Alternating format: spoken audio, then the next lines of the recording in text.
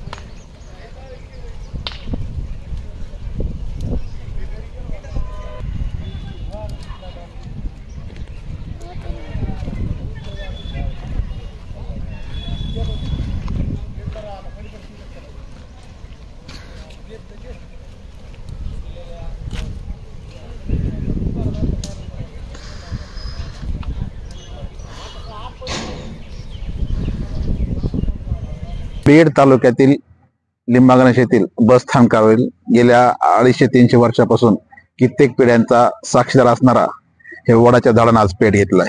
सकाळी कोणीतरी या ठिकाणी जवळपासचा कचरा जाळला आणि त्यामुळे पेट घेतलाय।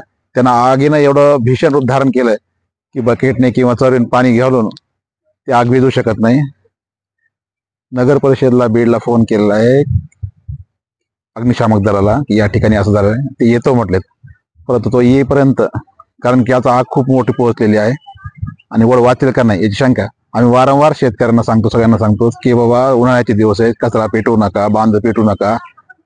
संत जगद्गुरु संत तुकाराम महाराज म्हटले की वृक्षवल्ल्या मासवरे, पण शेतकऱ्यांबरोबर ग्रामस्थांनाही याचा विसर पडला आहे आणि भविष्य काळामध्ये जिथं झाडे जगवा झाडे लावा म्हणत असताना एवढ्या मोठ्या प्रमाणावर जर नागरिकांनी दुर्लक्ष केलं तर भविष्य काळामध्ये मोठ्या संकटांना सगळ्याच पुढच्या पिढीला सामोरं जावं लागणार।